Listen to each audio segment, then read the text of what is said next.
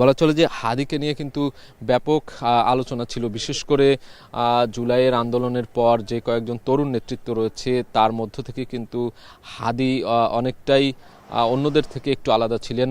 তাকে নিয়ে কোনো ধরনের অন্যায় কিংবা কোনো ধরনের আপোষ করার যে বিষয়গুলো রয়েছে সেটিতে কিন্তু তিনি ছিলেন না। একেবারে আলাদা ধরনের একজন তরুণ নেতৃত্ব হিসেবে তিনি এগিয়ে যাচ্ছিলেন।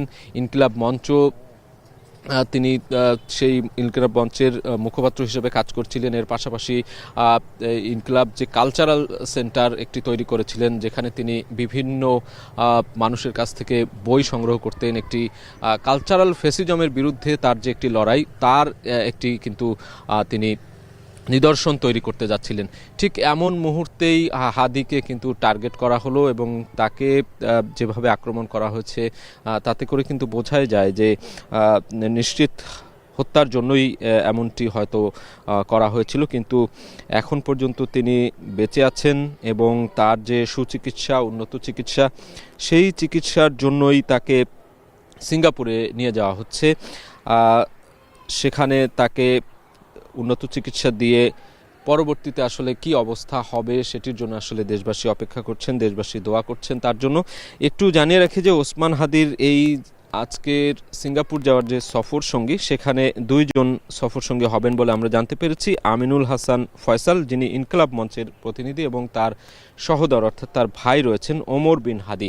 এই দুইজন তার সফর সঙ্গী হিসেবে সিঙ্গাপুরে যাবেন এবং সিঙ্গাপুরে সেখানে যে চিকিৎসক দল রয়েছেন তাদের সাথে থাকবেন। সেখানে সার্বক্ষণিক দেখভাল করার যে বিষয়টি রয়েছে সেই কারণে তাদেরকে নিয়ে যাওয়া হচ্ছে এবং ওসমান হাদির দ্রুত সুস্থতা কামনায় দেশবাসীর কাছে কিন্তু দোয়া করছেন অনেকেই। বিভিন্ন রাজনৈতিক দল তো রয়েছেই, জুলাইয়ের পক্ষের শক্তিগুলো তো রয়েছেই, এর পাশাপাশি প্রধান উপদেষ্টা এবং সরকারের পক্ষ থেকেও দেশবাসীর কাছে দোয়া ও প্রার্থনা চাওয়া হয়েছে।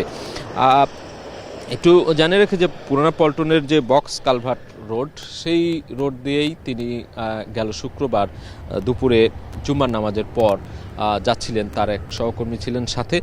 সেই সময় আসলে পেছন থেকে সন্ত্রাসীরা তাকে আক্রমণ করে এবং তাকে গুলি করে পালিয়ে যায়।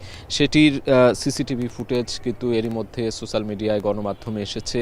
এরপর থেকেই আমরা দেখেছি যে সমালোচনার ঝড় বইছে মোটামুটি বলা চলে, যে যারা পতিত স্বৈরাচার কিংবা পরাজিত শক্তির যে বিষয়গুলো রয়েছে তারা আসলে বিভিন্নভাবেই নির্বাচনের আগে কিংবা জুলাইয়ের পক্ষের যে শক্তিরা রয়েছে, তার তরুণ নেতৃত্ব যারা রয়েছে তাদেরকে বিভিন্নভাবে বাধাগ্রস্ত করার যে অপচেষ্টা, সেই অপচেষ্টায় আর সমালোচনায় কিন্তু সবাই করছেন দেশবাসী, আমরা দেখেছি।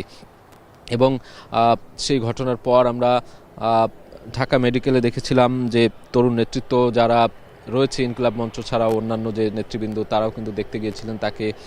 পরবর্তীতে তাকে এভার কেয়ার হাসপাতালে নিয়ে আসা হয় এবং নিবিড় পরিচর্যার মধ্য দিয়েই তার চিকিৎসা কার্যক্রম চলছিল। এবং ওসমান হাদির যে শারীরিক অবস্থা সেটি নিয়ে ঢাকা মেডিকেলের যে পরিচালক ছিলেন সেই সময় তিনি জানিয়েছিলেন, আসাদুজ্জামান, যে তার মাথায় বুলেটের আঘাত আছে, বুকে ও পায়েও আঘাত রয়েছে বলে আমরা তার চিকিৎসক জানিয়েছিলেন। এবং পরবর্তীতে একটি অস্ত্রোপচার করা হয়েছিল।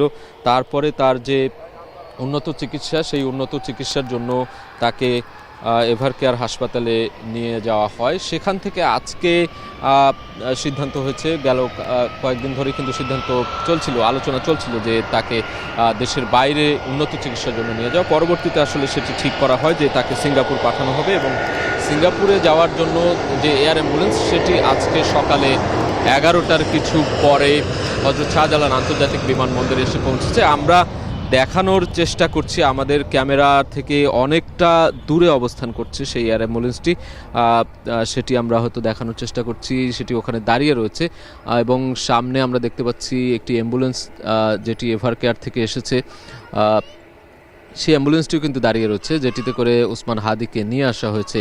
অর্থাৎ তাকে নিবিড় পর্যবেক্ষণের খুবই সাবধানতার সাথে এখানে আনা হয়েছে। আমরা দেখলাম কিছুক্ষণ আগেই আইনশৃঙ্খলা রক্ষাকারী বাহিনী তার অ্যাম্বুলেন্সের সামনে পেছনে ছিল, গণমাধ্যম কর্মীরাও ছিল। সেটি কিছুক্ষণ আগেই এখানে এসে পৌঁছেছে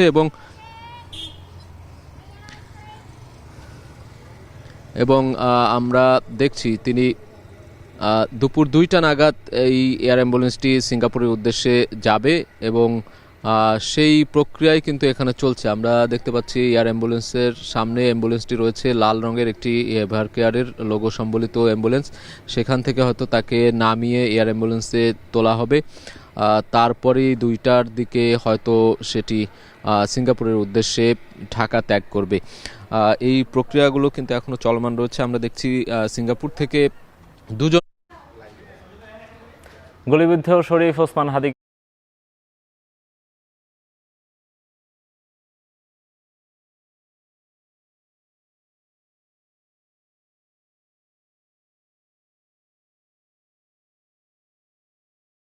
সেই বিষয়গুলো নিয়েও কিন্তু আলোচনা হচ্ছে মেডিকেল বোর্ডের সাথে, যারা এভার কেয়ারে তার চিকিৎসা করছেন, চিকিৎসার দায়িত্বে রয়েছেন, তাদের সাথে কিন্তু সিঙ্গাপুরের যে প্রতিনিধি দল এসেছে তাদের সঙ্গে কিন্তু আলোচনা হয়েছে, আমরা জানতে পেরেছি। এবং সেই চিত্র এখন আমরা দেখানোর চেষ্টা করছি। এখানে অ্যাম্বুলেন্সটি কিন্তু সামনের দিকে এগিয়ে চলে যাচ্ছে, অর্থাৎ আমরা খুব সম্ভবত একটু দেখাতে চাই, আর একটু যতটা কাছ থেকে আসলে দেখানোর চেষ্টা করা যায় আমরা করছি।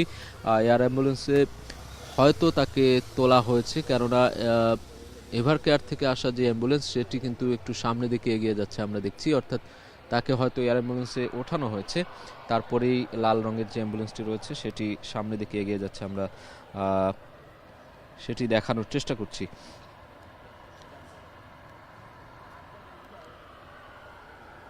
এবং বলা হচ্ছে যে কয়েক মাস ধরে পরিকল্পনা করে এই হামলাটি করা হতে পারে, এমন একটি বিষয় তুলে বলা হচ্ছে।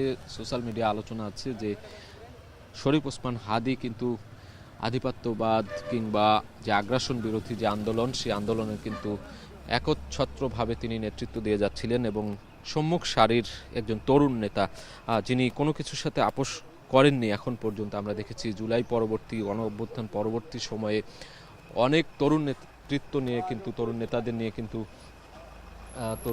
নিয়ে কিন্তু প্রশ্ন উঠেছে, কিন্তু শরীফ ওসমান হাদি সেখানে অনেকটাই ব্যতিক্রম ছিলেন।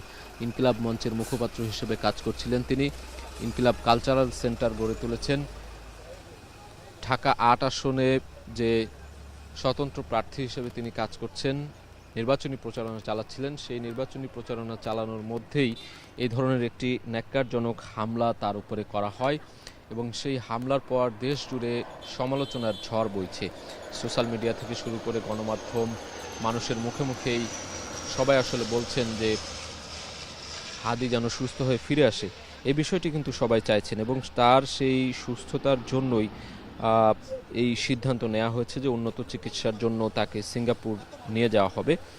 তারই ফলশ্রুতিতে ঢাকায় হযরত শাহজালাল আন্তর্জাতিক বিমানবন্দরে সিঙ্গাপুর থেকে এয়ার অ্যাম্বুলেন্সটি এসেছে সকাল 11টার কিছু পরে এবং দুপুর 2টা নাগাদ এটি ছেড়ে যাওয়ার কথা রয়েছে। শাহজালাল আন্তর্জাতিক বিমানবন্দরের কর্তৃপক্ষের পক্ষ থেকে আমরা জানতে পেরেছি এটি 11টা 22 মিনিটে ঢাকায় অবতরণ করেছে এবং এভারকেয়ার হাসপাতাল থেকে কিন্তু তারপরেই আমরা দেখলাম যে অ্যাম্বুলেন্স যোগে শরীফ ওসমান হাদিকে নিয়ে আসা হয়েছে।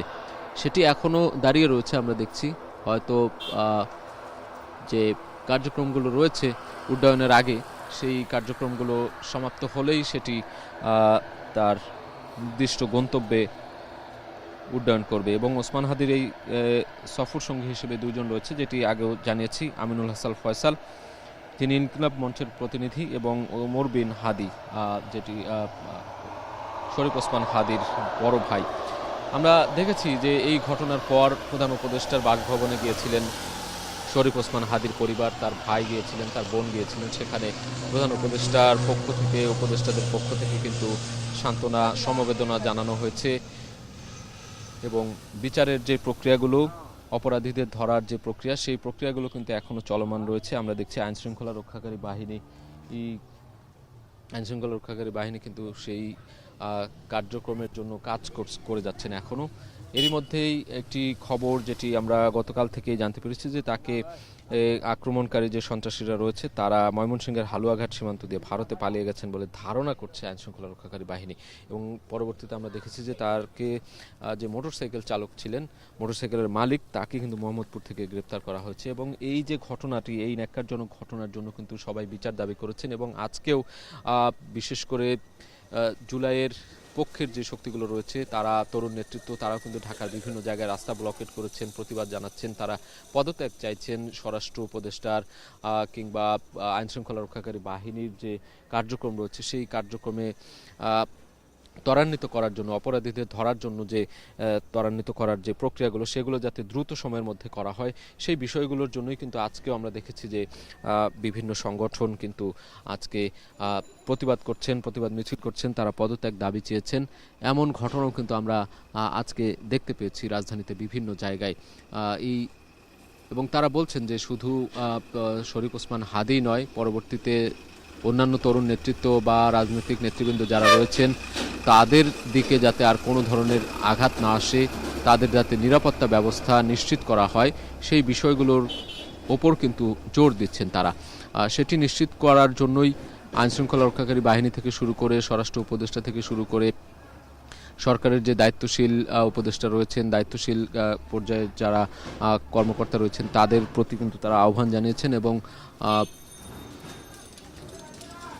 সেই আহ্বানের পক্ষেই কিন্তু জোরালোভাবে তারা অবস্থান নিয়েছেন। সেটি আমরা বেশ কয়েকদিন ধরে দেখছি, বিশেষ করে সোশ্যাল মিডিয়াতে কিন্তু এই আলোচনা জারি রয়েছে এখনও যে হাদিকে আক্রমণকারীরা যে পরবর্তীতে অন্য কাউকে আক্রমণ করবে না তার কি আসলে নিশ্চয়তা আছে। সেই জায়গা থেকে সবার নিরাপত্তা নিশ্চিত করার যে কার্যক্রম বা প্রক্রিয়া সেটি যাতে আরও জোরালো করা হয় সেই জন্যই কিন্তু যারা জাতীয় ছাত্র শক্তি থেকে শুরু করে জুলাই ঐক্য বা অন্যান্য যে সংগঠনগুলো রয়েছে তারা আজকে শাহবাগে ব্লকেট কর্মসূচি পালন করছে।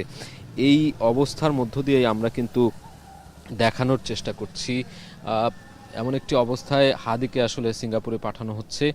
একদিকে হাদিকে সিঙ্গাপুরে পাঠানো হচ্ছে উন্নত চিকিৎসার জন্য, আরেকদিকে হাদির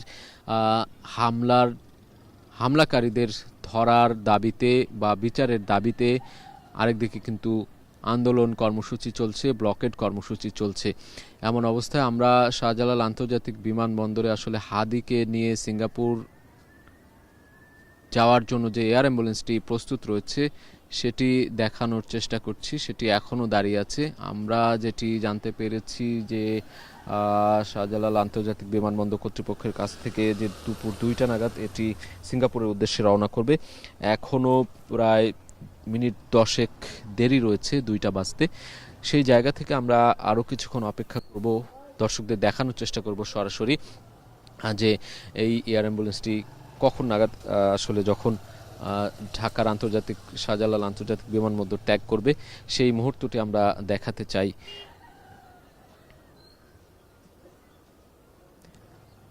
এবং হাদির বিষয়ে আরেকটু বলতে চাই, হাদি যখন আসলে আক্রান্ত হলেন এই ধরনের ন্যাক্কারজনক একটি ঘটনায়, ঠিক হাসপাতালে যখন তিনি মৃত্যুর সঙ্গে পাঞ্জা লড়ছেন ঠিক সেই সময় তার বাড়ি ঝালকাঠিতে, সেখানে কিন্তু চুরির ঘটনা ঘটেছে। অর্থাৎ একদিকে হাদি অসুস্থ অবস্থায় মৃত্যুর সাথে পাঞ্জা লড়ছেন, কিন্তু অন্যদিকে তার বাড়ি ফাঁকা ছিল, সেই বাড়ি ফাঁকা থাকা অবস্থায় তার বাড়িতে চুরি হয়েছে এমন একটি ঘটনাও কিন্তু আমরা গণমাধ্যমের দেখেছি গেল কয়েকদিনে। তো এই যখন অবস্থা, আসলে হাদির জন্য সবাই প্রার্থনা করছেন, দোয়া করছেন। এমন একটি নেতৃত্ব, আগামী দিনে তরুণ নেতৃত্ব হিসেবে হাদি নিজেকে মাত্র পরিচয় করাতে শুরু করেছেন, ঠিক সেই সময়ে তার উপরে এই ধরনের হামলা হলো এবং তার মাথায় গুলি করা হয়েছে। ভাগ্যজোরে এখনো বেঁচে আছেন তিনি এবং তার যে উন্নত চিকিৎসা সেই চিকিৎসার জন্য সিঙ্গাপুরে নেওয়া হচ্ছে।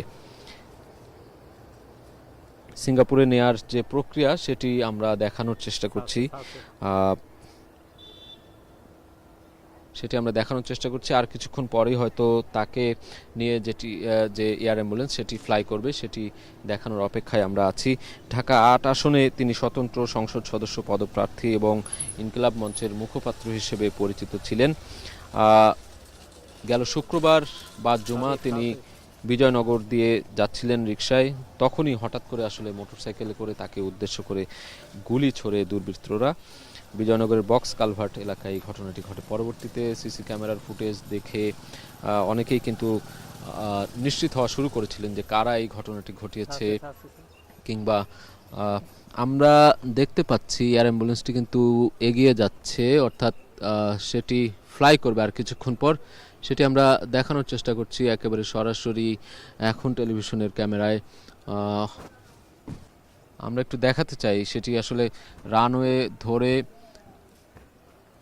সেটি এগিয়ে আসছে, আর কিছুক্ষণ পরেই হয়তো সেটি সিঙ্গাপুরের দিকে উড়াল দেবে।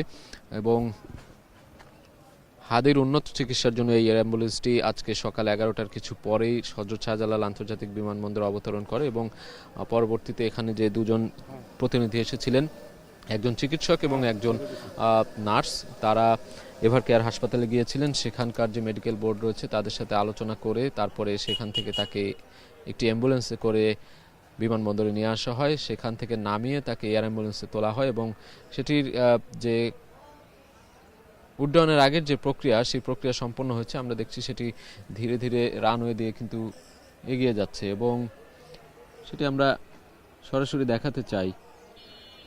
নিশ্চয়ই দেখতে পাচ্ছেন এখন টেলিভিশনের ক্যামেরায় আমরা দেখানোর চেষ্টা করছি। সেটি অনেক দূরে ছিল, এটি অনেকটা স্পষ্ট এখন আমাদের ক্যামেরায়। একটি সাদা এবং আকাশি রঙের ছোট একটি এয়ার অ্যাম্বুলেন্স আমরা দেখানোর চেষ্টা করছি। এটিতে করেই সিঙ্গাপুরে যাচ্ছেন শরীফ ওসমান হাদি।